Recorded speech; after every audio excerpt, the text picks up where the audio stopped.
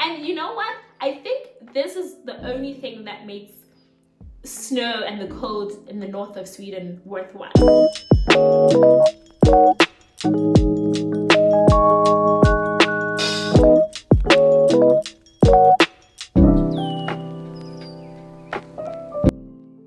Hey San, hello, Dumelang.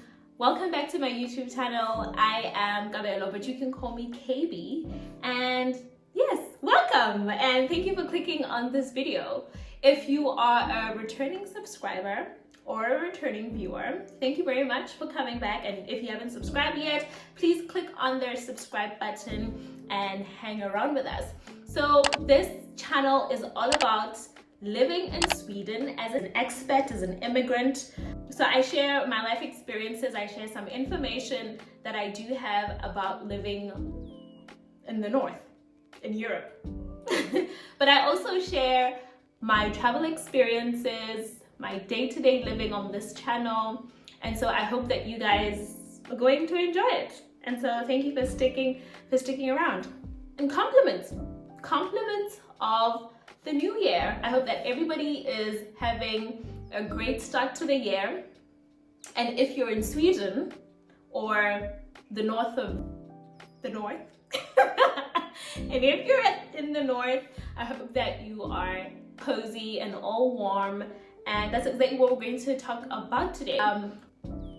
Something quite extreme happened in the past week where Sweden experienced the coldest weather it has in the past 25 years, and I was here to witness it firsthand, and I thought that it would make a great talking point, really. But it actually made me start to think about how did we actually survive this week? How did I survive the week? And I thought I would just give you guys tips on how to survive winter in the north of Sweden. So that's what we're going to talk about today. But in the next, as I've mentioned, Sweden just experienced the coldest week it has in the past 25 years, according to sources.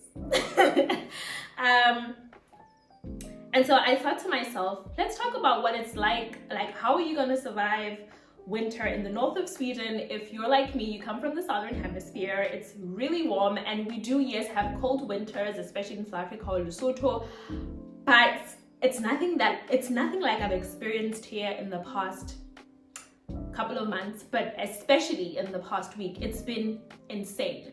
I think the lowest that it went was minus 38 degrees or minus 33 degrees, and well, I didn't really spend much time outside at all, but the few times when I walked out of the house just to get some fresh air, it was insane. So these are a few tips that I have for you if you ever want to move to Sweden or anywhere in the north, really, anywhere where there is potential for such temperature. I think that you might want to listen to this. So yeah, first things first, I will lead by saying that I've always wanted to live in Europe, okay? But I will also say that one of the things that always made me want to live in Europe was because I would always watch all these beautiful Christmas movies, and I was like, I want to experience a white Christmas. And so this was one of the many things that I've always wanted to experience. And so it is beautiful. Like, it's absolutely beautiful walking outside. Everything is covered in a white blanket of snow. It's magical, but it's cold. It's really cold. Like, it's insane. So the first thing that I will tell you is that although it's beautiful, you have to prepare yourself emotionally and mentally. I have a few notes so that I don't forget everything that I want to tell you, because I do not want to leave any stone unturned, okay? Okay, so you have to prepare yourself mentally and emotionally. And I say this because I live in Luleå, which is not the very north of Sweden, but it's quite up north. It's in the region of Norrbotten, and it's really up north. And winter practically starts around November, and it gets when it starts out, because you still have some of the energy left from like the summer and the spring and then the summer, and then the autumn slowly eases you into the winter. But the moment that November grayness and darkness hits, it's like nothing I've ever experienced before. So you have to kind of prepare yourself emotionally, prepare yourself mentally to say the dark times are coming, literally, because it gets really dark. At a point, I think in December, there was a point where we only experienced 2 to 3 hours of sunshine. And when not sunshine, sunlight, let me say that, where it's a little bit brighter outside, but sometimes it's overcast, so the sun isn't even really shining through. It gets intense. So just prepare yourself emotionally. I think it's even a little bit more difficult for people who don't have family. If you just arrive around that time when you don't have friends, you don't have family, you don't really have a circle which you can interact with, I think it becomes really difficult for people. And so, I mean, thank God for the internet and thank God for phones, because you can at least stay in touch with people back at home, and that might make you feel a little bit better. But definitely prepare yourself, because it can get insane. I know I keep saying this a lot, but it really isn't. Don't take it for granted. That's not to say you shouldn't move to the north of Sweden. By all means, do it. It's a beautiful experience, but just prepare yourself emotionally and mentally and whatever the case. Yeah, so as I'm saying, November gets really dark, but as you go to February, it's still very cold, but at least the sun's starting to come out, so the days are a little bit brighter, and it just makes you feel a little bit better. So it's not all doom and gloom, okay? I think the next advice that I have for you is to get the right clothing. There's this saying that, well, I first heard it in Germany, but the Swedes say this as well, that there's no such thing as bad weather, just bad clothing. And I will tell you, that is cap. Like, that is absolute lies. When it's cold, it's cold. You'll be wearing the biggest coat and still you'll be layers and layers, and it's still freezing out cold. But at least you're not going to freeze to death. We don't want you don't have hypothermia. Put on your hat, put on your gloves, be warm, okay? And yeah, definitely get winter boots. I had a pair of really funny winter boots when I was still living in Germany, but I got rid of those, and then I got a new pair when I got to Sweden. But I think it's actually from, I'm not sure if it's a German brand, but I think it is, called Wooden.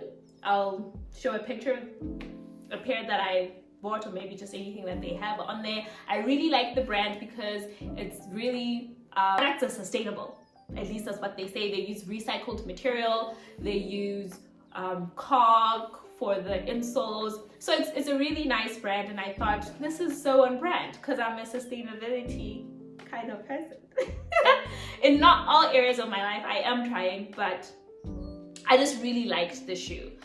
And yeah, and I got those. So definitely get like a nice winter boot, something really warm, something that's water repellent, because you're gonna need it. But I actually don't wear my snow boots very often. I prefer to wear my regular boots because I live very close to the office and I don't really spend a lot of time outside, and those shoes are really warm. So unless I'm gonna be spending some time outside, I really just wear regular shoes, and well, I've been doing just fine. Well, not just regular like summer shoes, but like boots and those kind of shoes. So get the right clothing, get really nice clothes, but it's a bit expensive, I'll be honest with you, to buy clothes in Sweden. But I think because they know that they cater for people who live in really harsh climate, especially in the winter, then you know that if you're gonna buy a nice winter jacket, it's gonna be warm and it's going to sustain you through the winter. You can get from like regular brands like H&M, Zara has really nice jackets as well, but you can also get more nicely special, I don't know if I'll call it specialized, but definitely much nicer brands that cater to outdoors and like severe weather conditions, like your ice bugs and whatever. Not sponsored, by the way, but just so you know. So that's it about clothing, I think. And then the next one is, if you can, get a car. If you can get a car, it's cold outside, and if you're gonna have to wait for like the next bus to come, I mean, the the bus service is really good. The bus always comes on time, and during the winter there's like 15 minutes interval until the next train comes, so you don't really stay out in the cold for very long. But in Luleå, it's not like bigger cities like in Stockholm or in other parts of Europe where you have different types of public transportation like trams and all of that other stuff, like that we don't have Uber. It's either a bus or a taxi, and taxis are extremely expensive in my opinion, but I'm also cheap, so that just might be me. But yeah, so your only options if you don't have a car are, well, biking, which it's really cold for that, but I've seen other people do it. But also they're born here and made for this kind of climate, so but I mean, if you don't have the means to buy a car, you will definitely survive. But if you can, just get a car. Socialize and get active. That's next on the list. I don't think I'm the right person to be giving this advice about socializing and being active, because I do not practice what I preach. But I assure you, you need it. You need it. You need it. Yeah, like do winter sports. I don't do this, but try and do winter sports. Try and socialize, go out, explore, do a little bit of skiing. I will say that we are planning with a group of colleagues to do this together. I hope that I hope we do this. I'm gonna try and do a little bit more winter sports, winter activities rather, this winter than I did the last. So fingers crossed. So do that too if you ever move up here. But also, like, stay active. You don't have to do like extreme stuff. Just stay active. Just go to the gym. I've come to realize, at least in the part of Sweden where I live, that being active is a really huge thing. Everybody goes to the gym. Well, most people go to the gym. Everybody's just really active is what I'm saying. And I think it really helps if you live in a place where you go months without seeing a lot of sunlight. I think it really takes a mental toll on you. So just staying active really helps. I used to go to the gym and I really liked it. It was really good for me, but then I fell off. I've been trying to do home workouts. I tried. Let's just say I'm trying. And like I said, try and find a group of friends. Try and find community, people you can hang out with or go out for a coffee with or just be with. Again, not the right person to be giving this advice because I do not practice what I preach, but I will tell you something. I think if you're in a relationship or there's somebody that you're constantly with, you tend to not that you don't see the value in hanging out with other people, but because you always have that option, you're always kind of a little bit lazy to make new connections, like in a social sense. I mean, I do hang out with colleagues every now and then. I'll hang out with other people, but I'm also really reserved. I like my own space and I'm a homebody, so I just like hanging out with myself. And I know this is really terrible because sometimes I feel really, I don't want to say depressed, but really down, especially with the weather. And so, yeah, I know a lot of people just stay in and watch TV. You could do that too, but I don't know if it's gonna be really good for you in the long run. But just try and be active and socialize. And supplement. This one's a big one. Definitely supplement. You could do this obviously by taking supplements like vitamin D. I know, like, if you're not exposed to a lot of sunlight and your vitamin D levels are really low, I'm not sure if this is scientifically proven, but I have reason to believe that low levels of vitamin D might be associated with some kind of depression. I'll look this up, and if I'm wrong, don't quote me on this, but just take your supplements. But you could also just take food fruits and vegetables with high vitamin D content. You could also have a lot of salmon. I think it has vitamin D, and like other kinds of fish like tuna, I think. What else? Oh, and this one is for my Black community. So if I was about to say African, but really not even specific, not only African people, rather, but if you're melanated, hydrate and moisturize. Hydrate and moisturize. If you're melanated, hydrate and moisturize. I do not have the scientific evidence for this, but like you'll get really ashy up here. It's really cold. So just moisturize. I think, yeah. And one fun one is that just create a cozy space for yourself. I know right now I have all my lights on because it's really dark and I'm trying to record this for you, but I try to have all the big lights off just to create a nice ambiance. Have your candles lit, just have like a cozy little setup.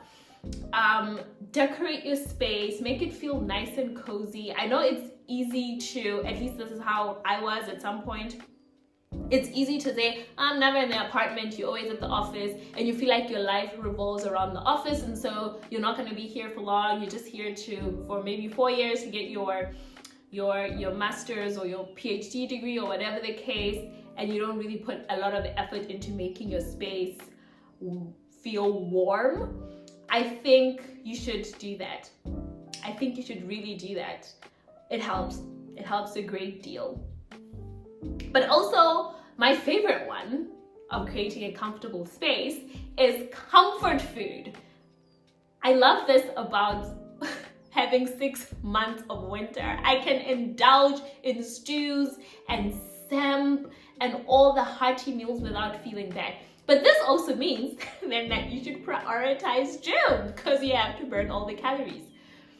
But trust me, just having a nice meal, a nice stew, a nice soup, just something to keep you warm on the inside and make you feel all fuzzy, that warms up my heart.